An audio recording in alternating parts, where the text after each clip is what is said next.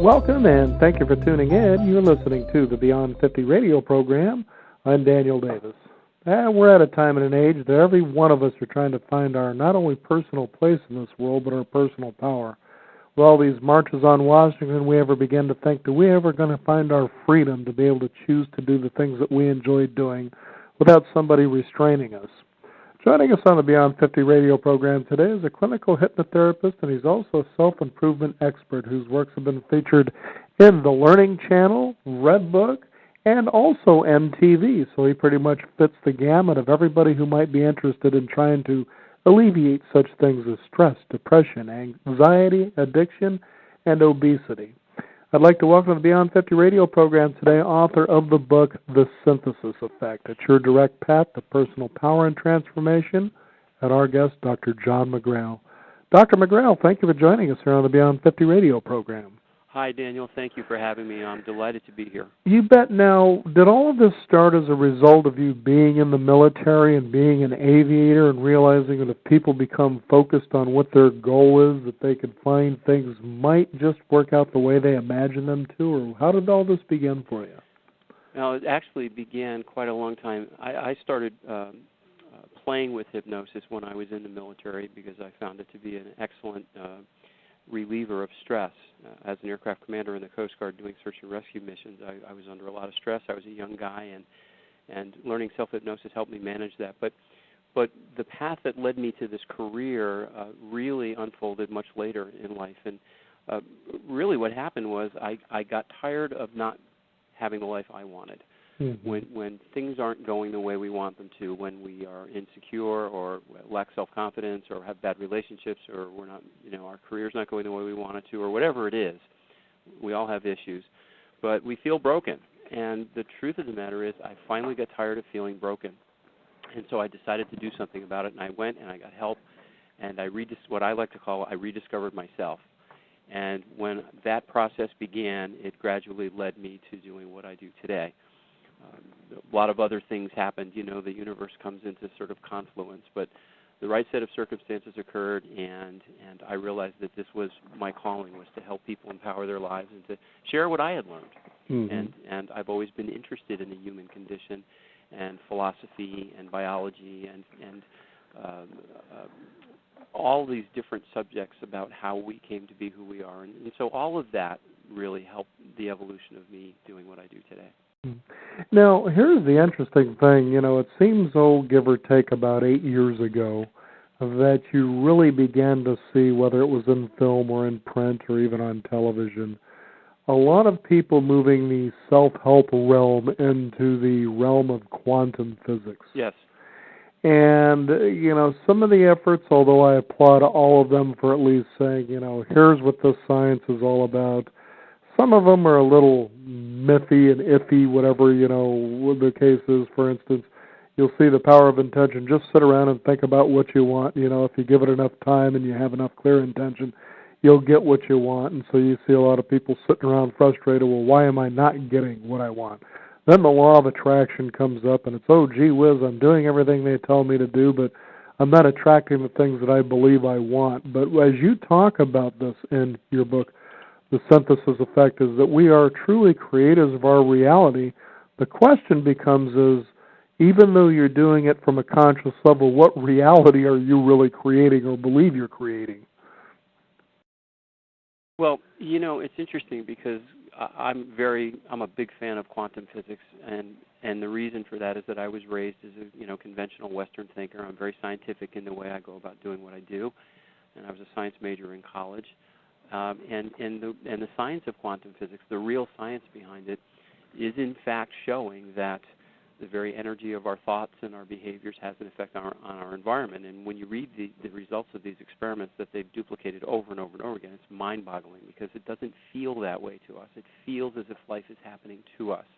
Mm-hmm. One of the things I differentiate, and I do explain this in, I think, very clear, logical terms because I use it with all my clients, but the overwhelming evidence is that we do, in fact, create our reality, and it's through a combination of thoughts and behaviors. And the thing that people forget, and the thing that they leave out of the books like The Secret or the movie in particular, Hollywood is infamous for this, is that thinking about what you want is one thing. And it's very important to focus your thoughts on what you want rather than what you don't want. Worry is just focusing your energy on what you don't want. And this notion of the law of attraction is a physical law. We know that the natural flow of energy is an energy of attraction. Just look at gravity. That's a perfect example. Mm-hmm. Birds of a feather flock together. We use that language organically all the time. Pigeons hang out with pigeons. They don't hang out with sparrows. Mm-hmm. And so it is very important to think about and focus your thoughts as concisely and as powerfully as possible. But what they leave out is that you also have to do something. Thought without action is just thought. So while you're thinking about what you want, while you're generating this energy of your desires, then you also have to make choices that take you down that path. And that is a big part of my synthesis process. I teach my clients not only how to focus their thoughts, and we use the very powerful tools of hypnosis and meditation, which we can talk about a little bit later, but also how to make conscious choices that take them down that path. And what happens is you begin to build a momentum, and suddenly, or sometimes a little bit more subtly, you suddenly realize that things are starting to change. What you wanted is coming into your life. You're attracting different people. You're attracting different energies. You have these coincidences. And it's uncanny, with a little bit of practice, how good you can get at it. But thought and action are always required together. Couldn't agree with you more. And it's interesting when you tap on or we talk about the law of attraction, and I've seen people become frustrated by this, and I said, well, pay attention. You're actually attracting exactly what you want. Now, consciously, perhaps, you may not believe this, but the truth is 90% of your action or your energetic vibration doesn't come from the conscious mind. In fact, the conscious mind, and you can certainly jump in as an expert in this area, really sort of organizes it in a way that you can understand it and perhaps even rationally explain, for instance, why you did such an unusual thing. Like, for instance, when people, they don't want to do a bad thing, but they find themselves doing bad things, and there's a rational reason that they put out for why they do that. That's the confusion of things there. So kind of give people an idea between the subconscious and the conscious. Sure. It seems to be a battle of reality there almost. Well, it's a battle often, and it's a battle that the conscious mind usually loses. And the reason for that is very simple. An easy way to think about the difference between the conscious and the subconscious or unconscious part of the mind is to think of an airplane or a boat or some vehicle that's got an autopilot. The conscious mind is the pilot. That's the cognitive, logical, linear thinker that's driving the plane and can. The autopilot can fly the plane actually better than the pilot in modern autopilots, but the autopilot is the subconscious mind. And our subconscious mind comprises over 90%, or about 90% of the total volume, if you could measure it, of the mind. So it's much more massive and much more powerful. And it is very much like a computer in the way it works. We begin to be programmed, if you will, excuse the word, but that's really what happens at a very early age. And from birth to about 8 years of age is when most of our internal subconscious programming occurs. And by the time we're 8, we are pretty much formed. And what I mean by formed is we have the programs, the patterns that determine our attitudes, our values, our beliefs, our personality, how we act and interact with the world. Those programs, once ingrained, will play over and over and over again. Whether they're good or bad is irrelevant because the subconscious mind can't tell the difference. Sure. It can't tell the difference between reality and illusion. That's what allows us to watch movies, for instance, and feel emotion, because the subconscious takes over, if you will, and it feels like a real experience, so we react to it. But once you have those programs in place, good or bad, painful or not, because of the way the human mind has evolved, we will cling to the familiar with tenacity, even when the familiar is painful to us. And so what happens is you get to a place in life, and you say to yourself consciously, I'm feeling broken, as I mentioned before. I don't like this. I want to make a change. I want to quit smoking. I want to lose weight. I want better relationships. I want to make more money. Whatever it is, I want to feel good. And everything in the conscious mind, logic, reasoning, free will, and our voice, which are sort of the energies of the conscious mind, says, yeah, good idea, let's do that. We'll have a much better life.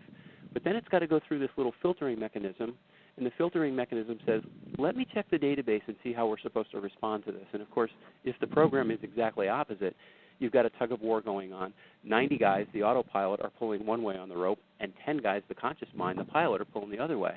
The pilot can override those 90 guys, but for how long? It's just not strong enough. And so to make permanent change, to really shift that energy, you have to be able to get down into that computer and basically take out the old software and put new software in. Or another way to think about it is to unlearn the patterns, the habits, the emotions, the behaviors that aren't working, and reteach the computer, the subconscious mind, the ones you want. And that's really what I do. That's what hypnotherapy is all about. I use hypnosis a lot in my clinical practice because it's a very powerful way of gaining access to that autopilot, which is only 3 years old and never gets older, and reteaching it new patterns, new habits, new beliefs.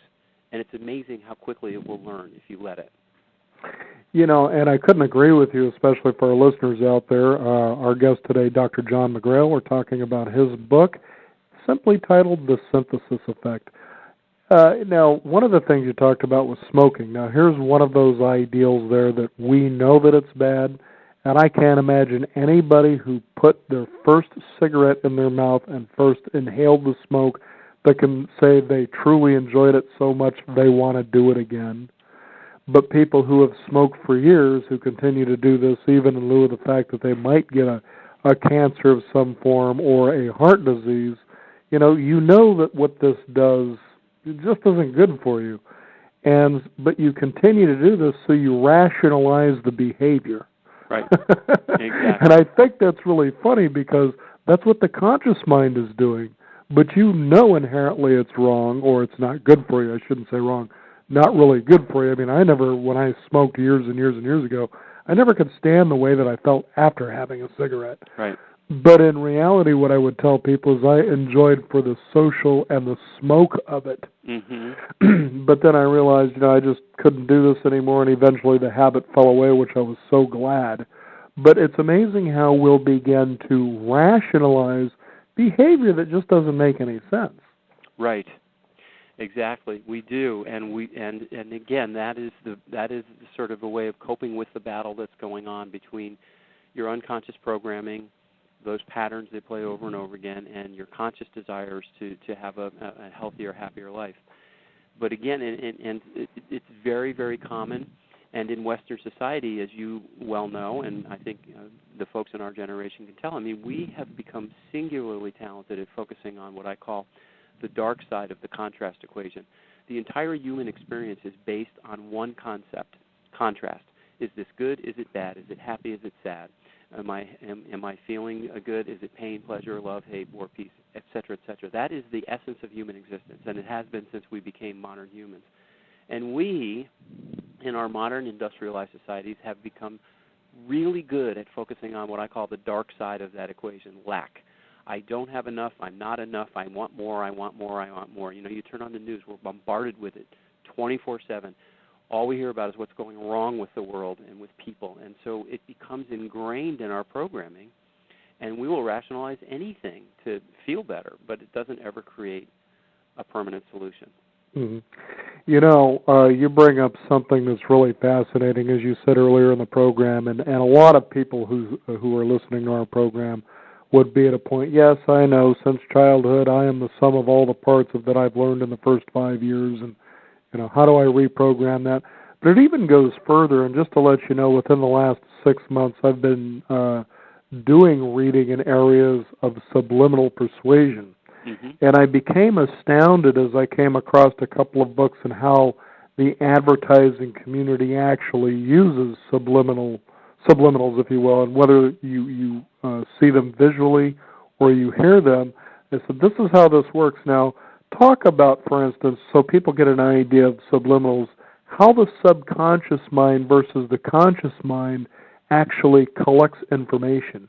Because the conscious is what you're aware of. Subliminal is what you're pretty much unaware of. So it has a way of slipping through the door. And this is, from what I understand, how subliminal persuasion works. Exactly right. It does sort of slip through the door, and there is that filter that, metaphorically speaking, sits between the conscious and the unconscious. Exactly. Now, there's the key, the filter. I want folks to pay attention to this because your book really talks about this in a unique way. Right. Well, in neurophysiology, it's called top-down, bottom-up thinking, but in more metaphorical, easily understood terms, think of a dividing line between your conscious and unconscious mind, and this filter sits right between the two parts on the border. And its job, from an evolutionary perspective, is to maintain the status quo. We hang on to the familiar with tenacity. And so even though we know something would be good for us, and even though we might want it, the subconscious mind, again, once programmed, if it's not in alignment with what we want, it will reject it. Subliminal programming is a way of slipping information or new ideas or learning through the filter without its being aware. You kind of distract the subconscious and say, hey, and you kind of slip it in. And the way the subconscious mind is programmed, and I cringe when I use that word because no one wants to think of themselves as a computer, but it really does work that way. Mm-hmm. And our programming process is a process called association and identification. And basically, think back to that concept I talked about a little earlier ago about contrast. Everything we do, think, say, and feel is about contrast. And so as we have an experience, as we take in a suggestion, if you will, an idea or an experience, the subconscious mind associates and identifies that experience as either positive or negative. Now, negative or positive doesn't have to be a pleasurable experience. It just has to be familiar. Negative doesn't necessarily mean it's bad or good. It just isn't familiar. And that's the essence from which the subconscious works. Mm-hmm. And we will cling to the familiar. The term, the official term, the scientific term is called homeostasis, maintaining the same state. So if you are in a state of being addicted to cigarettes, and the addiction, by the way, is much more behavioral and emotional than physical. I, too, was an addicted smoker, and I know what I'm talking about, as do you. But if it's ingrained itself into your very day, into your behavior, that becomes familiar. Even when you have the cough and you're hacking and you feel terrible and you know you're killing yourself, you'll continue to do it because it's familiar. That's how we work. And we have to break that homeostasis in order to change. Subliminal programming is one way of doing it. Not everybody is as successful at utilizing it as others because every mind is different. But it's just slipping things through that filter. The subconscious mind will take it in readily if the filter's not there, rejecting it. And it's another way of creating new patterns, new programs. Now, it's interesting, too, just how sneaky, and I'm just touching on this just for a little bit because a lot of times your motivations are in ways that you couldn't even imagine. And again, the conscious mind has a way of negotiating and rationalizing your behavior, no matter how unreasonable it may seem to somebody else. Now, with subliminals, what was interesting in one particular book was shown how the advertising uses subliminals, especially visuals, in ways that I was just astounded. Now you start looking at billboards and everything a lot differently, which means you become really aware, okay, what are they trying to slip in on me this time, which gives you some real personal power. To give you an idea, in one particular book, it was like magazine ads. They could be for cocktails. Mm-hmm. You see this beautiful woman that's standing there holding a cocktail, and he says, now see if you can see some things in here. And if you couldn't, then he would go, now look to the next page and let me point these out. And there would be things like, for instance, the male phallus, and it could be this beautiful woman, the idea. And he was saying, now, what this ad's trying to do with the male, for the most part, and it could be the female, but for the male is that eventually you've got this beautiful woman, you're never really going to attain her because in time you might go to the point where you're not being able to sexually function. But drink this vodka, for instance, and it relieves the anxiety. So ads, what I'm getting at, and in the world of advertising and communications, that they're trying to sell on the base of first creating an anxiety that you're not aware of, and then making it, their product, service, whatever the case may be, the thing, the panacea, if you will, to relieving that anxiety. And they showed cigarette ads and things like that, and I was just astounded at what I was seeing. So when I say, in the beginning, we say, yeah, we all know that from 1 to 5 we're totally impressionable, blah, blah, blah, blah, blah. But you can see the reinforcements of anxiety that keep us thinking constantly, we're not enough, we'll never be good enough, we'll never meet these measures, so forth and so on. That's right. And you can see how perpetual unhappiness is there on purpose to keep you consuming, to relieve that anxiety. Has that been your experience? Absolutely. As I mentioned, we are consumed with lack. Our whole culture is about resources that are in short supply, and advertising is infamous for using subliminal. Even though they deny it. Oh, of course they deny it, but the truth of the But matter try to lobby against it and see how many of these guys show up. well, it's really interesting because, you take a good TV show, for instance, and Sure. as I mentioned before, a good movie or even a good TV show puts us in a state of hypnotic trance. We're completely focused. Our distractions are gone, and the TV show's got you, and you're completely hooked, and then a commercial comes on, and it says, hey, when you get the flu this winter, you need Theraflu. Notice they didn't say if you get the flu, when you get it. Right. And you're totally your mind is totally open. You're in hypnosis, which is what hypnosis does. It creates a receptive state of mind. And so, okay, I'm going to get the flu, and I need this medicine. That's how they do it. It's mass hypnosis. And even our economic system, and I'm a capitalist, trust me, but it's based on a resource that is always in short supply. There's never enough money. Never enough, never enough, never enough. I need more, I need more, I need more. And we've become so imbalanced with our energies, so driven by this lack and this need for material things. We've forgotten the spiritual side of ourselves, and I think it's that imbalance of energy in modern society that's creating a lot of the pain. The stress, the distress, the depression, the anxiety, which is rampant in our society. It's amazing. Most of my cases 10 years ago were people who wanted to quit smoking or lose weight or get over a simple fear or phobia. Today, most of my cases in my clinical practice are people that are anxious, they have low self-esteem, they're depressed, they're scared, and that is a product of decades and generations of this imbalance, this lack. And so I think we need to do something about it. Couldn't agree with you more. It's interesting to think about a book like yours, The Synthesis Effect. Well, I look all over the place, and I don't see where it says New York Times bestseller, and it's, author of #1, bestseller of the #1 book, whatever the case is. How we tend to buy into authority figures, and I have found under the radar almost greater people, in my opinion, about this realm of, say, personal empowerment than all these people touting to be bestsellers that are on the lecture tours. All of a sudden, they're the experts. And I thought to myself, but these people aren't any different than someone like you whose, book would seem relatively plain in looking at it, but as you start to turn the covers, you realize, wait a minute, this isn't something I'm used to seeing or reading about on a bestseller circuit. It's almost like the bestsellers sold out, in other words. Who gave, for instance, the New York Times, got to applaud these people, that much authority to decide that what they say is good for us to experience, in reading, that's the end-all, be-all. There you go. You've sold or relinquished that personal power, and is it giving you the effect you're looking for, so to speak? Well, interesting that you mentioned that.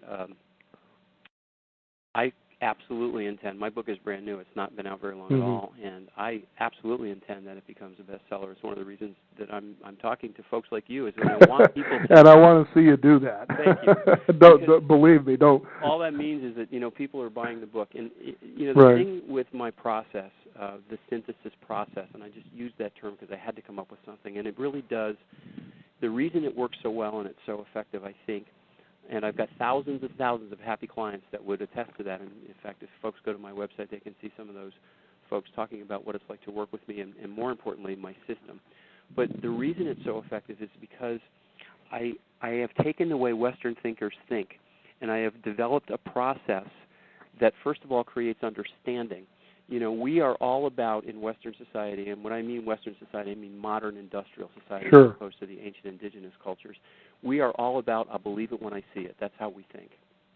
Now, the way my synthesis process works is that first I create understanding. I say, look, here's why you are the way you are. Here's how it happened, because I did a lot of research and I figured it out. At least it seems to make sense. And here's how your mind works, because most people don't know. People come in to me to see me for sessions, and I'll say, okay, so how did this start? What's going on? I don't know. I just feel like this. I've always felt like this. I have no idea, but I can't change it. So I guide my readers through the process of understanding why and how it gets to be that way. Then we give them tools to use to create the change and a process through which to use the tools. And I think that's one of the reasons my synthesis process is so effective, and I think the book will stand on its own, because while we're doing all that, I'm also sharing the stories of many people that I have worked with, real people, just everyday folks. And by the way, I'm just an everyday guy, just like you. And I went through a transformation. I share some of my story in there, and I share stories of my clients that have completely changed their lives using these very simple, this simple process, understanding a set of tools and a process to use the tools. I think that's why it's so effective. And it goes way beyond hypnotherapy, and it goes way beyond any of the singular traditions or methods I use. But when you put it together, and I just stumbled upon a way, you can see the light bulb go off, and that's one of the things I love to do, and I talk about it in the book.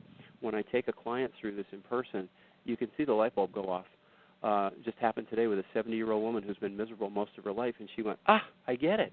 And now we're off to the races. And I think that's one of the reasons my book is so powerful. The feedback I'm getting is terrific from all over the country, and I fully hope that your listeners will take a look at it, and let's get it on the bestseller list, because the more happy people we have, the quicker we're going to turn everything around. Mm-hmm.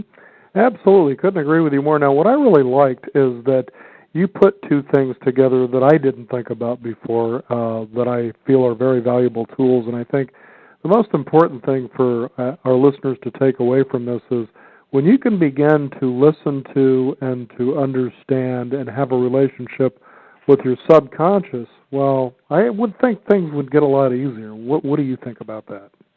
Well, absolutely, because, again, the subconscious comprises 90% of your mind. Mm-hmm. It is your subconscious mind, which also is the repository or the dwelling of your spiritual energy. And it's important that we bring that notion in. And I don't want to scare anybody with that word, because people hear spirituality and think New Age, crystal, gurus, woo-woo stuff.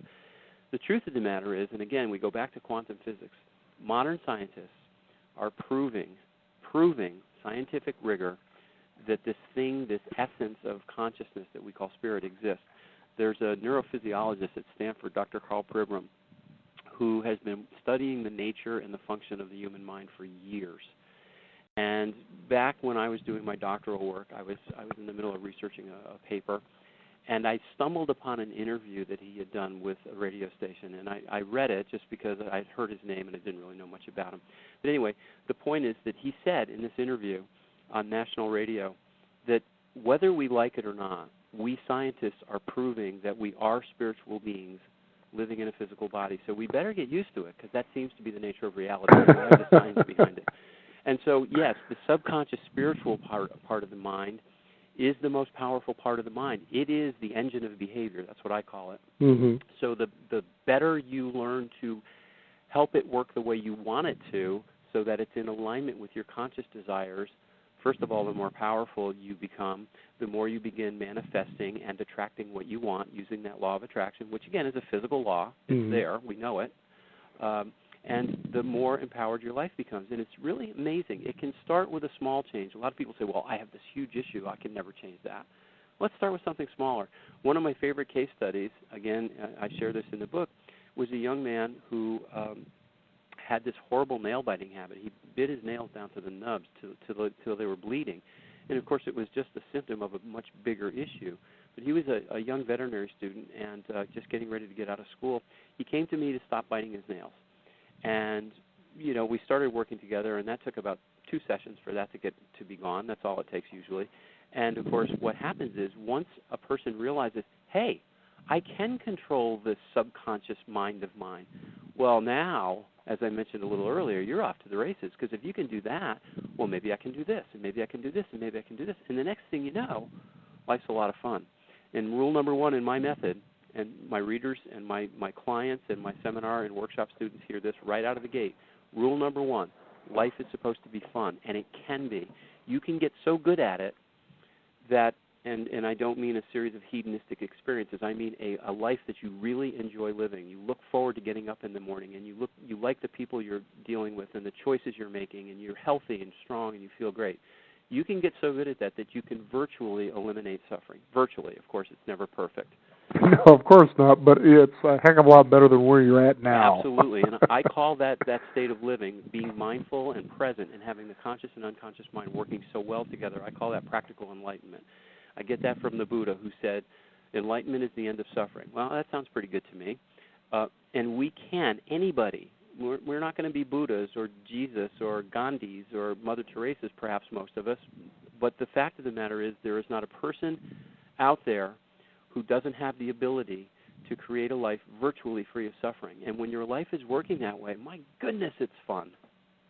Which is what it should be. I mean, we were put here to play, I believe, and to learn. We were put here to love and to evolve as spiritual beings. We were put here to grow and have fun. We are not put here to suffer.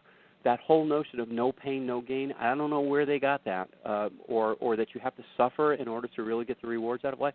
No, you don't have to suffer enough. Of course, we're going to know suffering because contrast is the essence of our existence, but how long do you have to deal with that? You know, when do you say, okay, I've had enough pain, I've had enough suffering, I think I'll go the other way, and I'll stay there because this isn't so good. I remember many years ago I was doing an interview with a gentleman who wrote a book called The Creative Age. He did a study for 30 years on aging. And when you consider the title of our show and pretty much the audience that we love to serve, think of the anxiety of somebody that gets into their 40s and they're approaching 50. And believe me, as we're out doing shows and talks, we get immediate feedback on that. There's a lot of resistance a lot of times. Mm-hmm. Oh, that's not me, or I'm not there yet, or I'm definitely that. But it's the reaction. I love when we go and we do a show where we put up our sign and you watch people stop in their tracks. You can see them mouth it. Then they catch you looking at them. Oh, yeah, I'm there. That's not me yet, kind of thing. But that they react to that. Mm-hmm. Think about, as we mentioned earlier, the subliminal programming, the subconscious programming we have that has been created through generations of an industrial age that says, we celebrate youth. Well, yeah, that's because they're young and we could take advantage of them and, there's more time. But as you get older, it's time to put you out to pasture. And the message that says you no longer have value. And then again, what reminded me of this is you saying, some of these old cliches, and one of them being, you can't teach an old dog new tricks. Right. So now we really feel helpless. But I know in your practice, and I know from the years of doing this show, and in fact, getting back to the book, The Creative Age, as I read through that, mm-hmm. I became inspired to realize most of the great things happened past the age of 45. That was astounding to me to look at.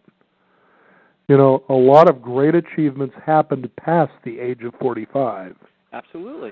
And so that became the mission of our show, is to say, I don't know what nonsense they're all feeding you, but we're going to show you this just isn't true, and that there is the possibility of transformation from that way that got you thinking of the anxiety of you getting older and becoming no longer useful to being, you're exactly where you need to be, and now it's time to become super useful, so to speak, and we can all do that. Absolutely, and I'm more than willing to say to everybody out there, I rediscovered myself. I was in my 40s when I had my sort of awakening, and I said, I'm tired of feeling broken. And I went and I did the work. There's work involved. There's none of this. Even my process, as powerful as it is, still involves effort. There is a process, and if folks pick up the book, and I surely hope they do, they will see that there's a sequence that I take them through. There are exercises to do to help you create this, but you're never, ever, ever too old to make things change. As I mentioned, maybe I haven't. My oldest client is 86, and my youngest client is 7. And in between is this whole gamut. And I work with lots of folks that are our generation, the baby boomers, that are in their 40s and 50s and 60s and 70s. And it's never too late. It's never too late to start living rule number 1. And again, I'll just say this: life is supposed to be fun, and it can be. I promise you, it can be. And it's amazing what you can actually turn around. For instance, financial. We have a lot of people in this country that have lost homes. They're deeply in debt. We even have students now, student loans. All of this is happening, and you can get to a point of despair, like, I don't see how this is ever going to go away. But as you talk about, especially in the realm of physics, that as you begin to change that reality, you might find, and I'm sure more often than you won't, that a lot of these circumstances you created from an old way of co-creation, will begin to transform at a more accelerated rate than you can ever imagine. But as you said, It takes effort on your part. After all, it took you effort to get there in the first place. That's exactly right. And you know, another one of the foibles of our society, and I'm not putting down our society by any stretch of the imagination. I'm not saying that we should reject science, that we should reject technology, because it's miraculous that you know some of the things we do. But we have to reestablish balance, and we have developed an ethos in this country and in many of the other modern cultures of wanting instant everything, instant gratification. Give me the pill that makes it all go away. And I can't tell you how many folks that either call me, and very few actually get through that first call and actually get to the office, or my seminar students, because when I do a seminar or workshop, there are often 100 or 200 people that I don't know, and I haven't had the chance to see them. And they think, okay, you're going to tap me on the head, put me into hypnosis, and boom, I'm going to be a different human being. And I say, well, you know, that would be great, but here's the deal. The magic wand, and I do have one. I have one in my desk. I take it out, and I say, you know, I can't get it to work, so let's get real. But the thing is, what you said is exactly right. It can happen so quickly. Here's the way I like to think about it. I love to use metaphor because the subconscious mind is we think in images. We imagine things. Think of the process of change and transformation as beginning at the top of a hill. You make a little snowball, and you push it over the side of the hill, and that snow is wet and sticky. It doesn't take very long at all for that snowball to start gaining momentum and gaining mass and gaining power, and pretty soon it's going so fast and it's so powerful and it's so strong that nothing is going to stop it. And that's how this process works for people. Mm-hmm. And it is just so wonderful to see people make that transformation, which is one of the reasons. I mean, yeah, I want to sell books, of course. That's one of the reasons I wrote it. But the real reason I wrote it is because I want to see millions of people get their lives where they want them to be. And for many, many of them, this is a process that works really well. Now, what I'd like to touch on for our listeners, and this became sort of an in-your-face moment from your book, was that you talk about the combination of using hypnosis, and this is something people can do on their own, but as you talked about, you know, if it feels like a little bit of a struggle, go to a professional, you know, a coach to get started. You know, that's always good. Mm-hmm. But then you said, then you've also got meditation. Yes. And I thought, boy, that's an amazing way to blend those two, to use the hypnosis for the short term and the meditation for the long, deeper thing. Right. Go ahead and describe how you came to that. Again, it was largely through my own experience. See, we get you to repeat this so it becomes subliminal, that it was through your own experience. Right. It happened. See, folks, he suffered too, just like you did, but not anymore. I suffered. Trust me, I was a very unhappy camper, and I share a good part of that in the book and where it came from. And people of our generation and our age, I know they're going to identify with that. They're going to say, oh, yeah, I remember that. I remember the 50s and the 60s and how scary it was and how weird it felt. And that's where it all started. But anyway, through the process of my rediscovery of me, I discovered this notion of nurturing my spiritual energy, because it really is the biggest part of us. We don't know it. It doesn't feel that way because in Western society we don't teach it. All the ancient cultures of the world did, and they had a much, much better way of life in many ways than we do. More simple, of course, but they lived in much better balance with themselves and with the environment, the planet.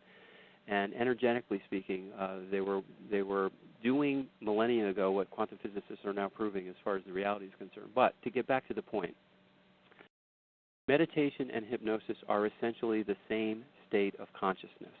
Let me repeat that again. Consciousness. You're always conscious when you're in hypnosis, and every normal human brain enters hypnosis several times every day. When we watch a good movie, when we daydream on the freeway, when we read a book we can't put down, or if we're doing a hobby that we get so totally absorbed in, time just disappears, we are in essence in hypnotic trance. All it does is establish a very open, receptive state of mind. It allows us to connect to that internal computer, the subconscious, and give it instructions to run the way we want it to rather than not. And so we use hypnosis for the short-term, quick change, if you will. Meditation, which is exactly the same state of consciousness in essence. If you saw two brain scans, person in meditation and person in hypnosis, the differences are so minute it's ridiculous. Meditation is a more systemic approach.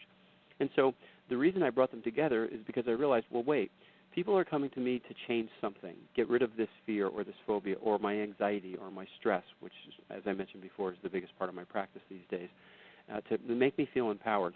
So we do that. Usually doesn't take but a few sessions. And now, how do I maintain it? Well, guess what? You maintain it by just taking a little time every day to remind yourself, to nurture yourself, to pre-program what you want. And that little bit of quiet time that we call meditation establishes the same mindset.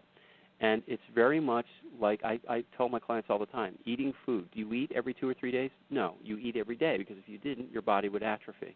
So you spend a little time every day, 20 minutes, maybe a little longer if you're in the mood, nurturing that spiritual energy and feeling that alignment with what you want and getting that energy. I mean, it feels so good.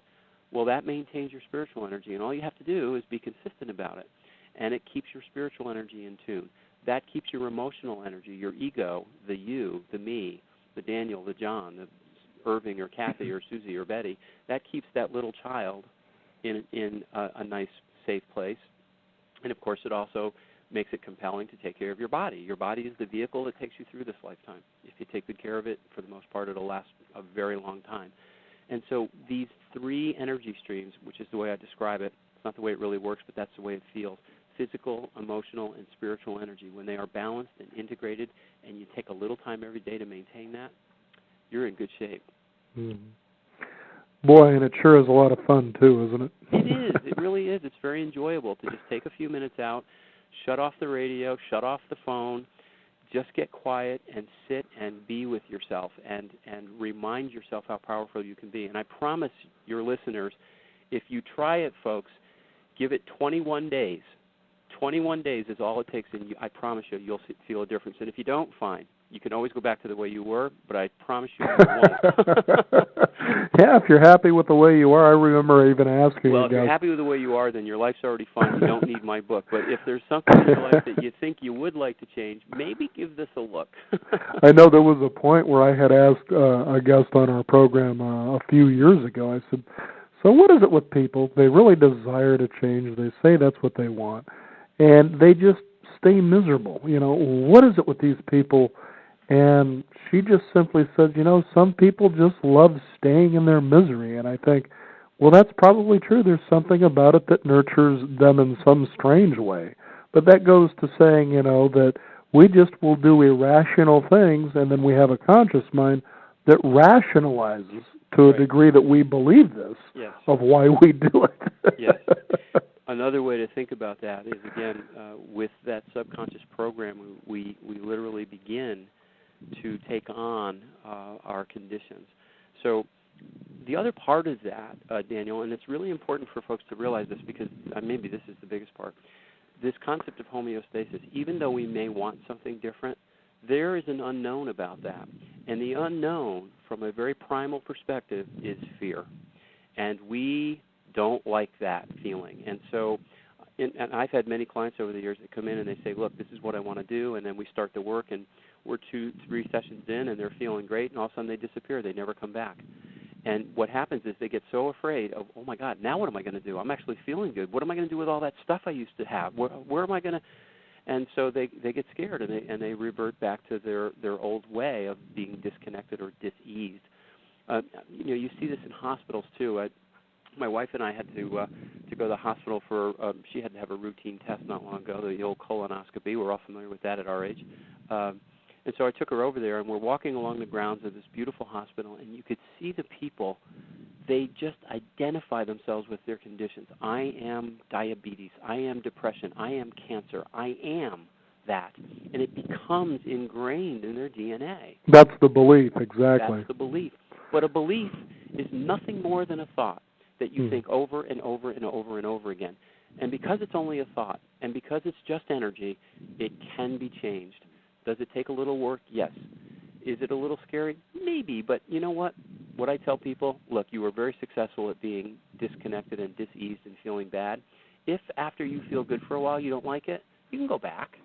You can go back to the way you were. You know how to do that. You're good at it. You've been doing it for years. They never do. You remind me of an interesting time. We were out at a diabetes expo. We like to go to these different things just to promote. We're on the air, tune in, sign up for our newsletter, comes out every week, that sort of a thing. And there was a point I was talking with someone, and my wife was talking with another someone, and apparently I could guess that they were talking about diabetes, and this guy, you could tell, was adamant about proving his point about everything. And so it got to a point where I was finally done, and then she says, Dan, this man here doesn't believe that you can cure diabetes. And I looked right at him, and I could tell by the conversation that's what he was doing, convincing her, no, there's just no way to cure it. And apparently he's diabetic.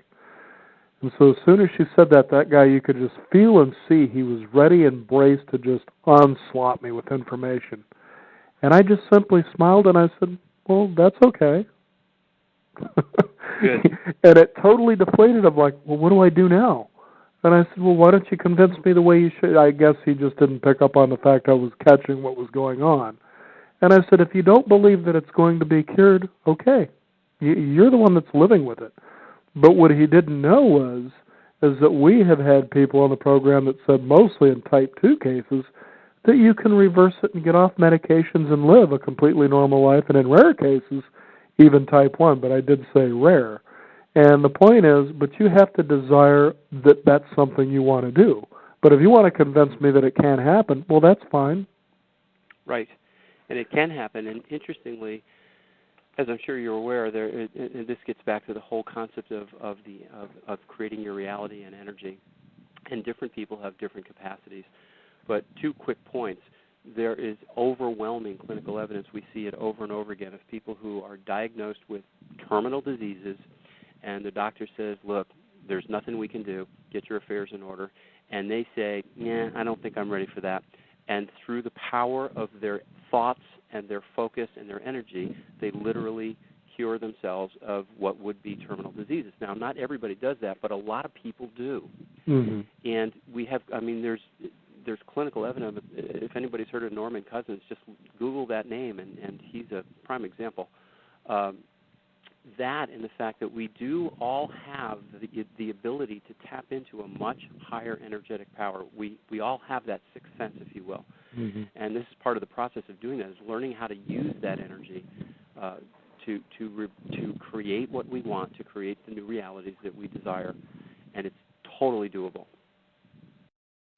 For those of you just joining us, we're talking with Dr. John McGrail. His book is The Synthesis Effect. It's your direct path to personal power and transformation. And I know that your website is hypnotherapylosangeles.com, correct? That is my clinical website, and for those who are interested, and I hope you just take a little time to, I have another one called Dr. John McGrail, DrJohnMcGrail, drjohnmcgrail.com.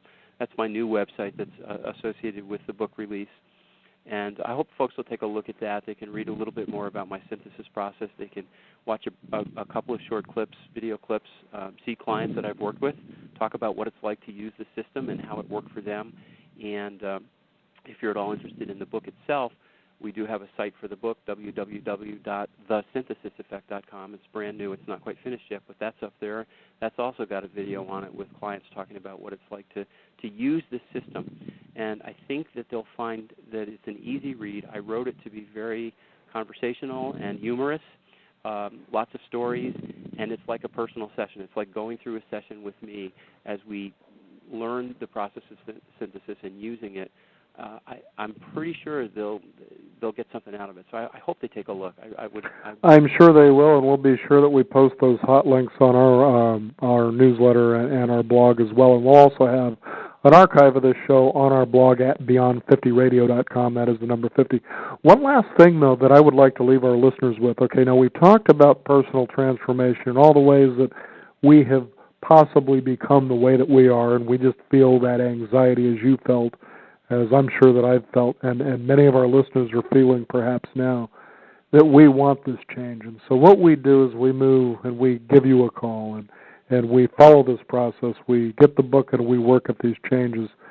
To me, the ultimate hurdle in many ways isn't that we have the obstacles of getting in our own way, but it's that we have made that change and become the new person. And you talk about this in your book, and that is, What about the relationships we've created with the old you and how we work with that? Because that is sometimes the biggest obstacle to personal transformation that probably all of us face. How do we deal with the way people used to relate with the old us when we want this new way of being? Well, a lot of people are worried about that, and the interesting thing is that as you change, you being the collective view, I'm just going to assume everybody out there listening is going to say, okay, I'll give this a try. So here's what's going to happen, folks. As you begin this process and you begin to feel the changes in yourself, you'll find that you're thinking differently, you're making different choices, you start focusing on much more of the positive things in life as much as possible, and it just begins to grow in you. What happens is you are going to relate to those people differently. And I will say this. You're going to attract new people into your life, and some of the people that are in your life may fall away. It's okay. That's the way it's meant to be. But as you attract these people, I call it finding your tribe. You know, we are, in essence, a tribal species. And the tribal cultures of the world were all about community. You will begin to attract the community of like-minded, kindred spirits, if you will, that you're supposed to be with, and it will be so much better. The folks that do leave your sphere, it'll be fine. You won't miss it, and they won't miss you because you're operating at a different level. It's as natural, and people are afraid of this sometimes. You know, it's as natural as breathing. It will be such a natural process. I promise you, it's painless. Absolutely. It can feel painful, but, you know, it can become painless, sure. I mean, look at how painful the old way of being was. Right, exactly. Mm-hmm. So that should not keep anybody from doing this, because when your life is working well and you feel good about getting up most every day, and I've been doing this for about 15 years now, and I can tell you, physically, emotionally, and spiritually, it is amazing how it all just kind of flows. Mm-hmm. Hence the title, The Synthesis Effect. It's about being in sync. Yes. Wonderful stuff. Our guest today, Dr. John McGrail. The book is The Synthesis Effect. You can find out more about that, and he's going to go ahead and give those websites out again. Okay. Thank you very much, Daniel. www.drjohnmcgrail, all one word, .com. www.thesynthesiseffect.com. That's the book site. And then my clinical site, if you're more interested in hypnotherapy, is www.hypnotherapylosangeles, all one word, long, but you can't forget it, hypnotherapylosangeles.com. Wonderful. What a pleasure to have you on the program to show people old dogs can not only learn new tricks, but even begin teaching them. How does that sound? Oh, it sounds wonderful, and it's been a delight to be here. Thank you for your kindness and generosity. Thank you very much. We want to also thank you, the listeners out there, for tuning in. You can find out more about the Synthesis Effect. Visit us online at beyond50radio.com. That's the number 50. We do have a free weekly e-newsletter you can sign up for. Also, be sure to visit our blog, where we'll have an archive of this show for you to listen to at your convenience and share with others as well. I'm Daniel Davis. Again, thank you for joining us. This is Beyond 50, and remember, live your day past halfway.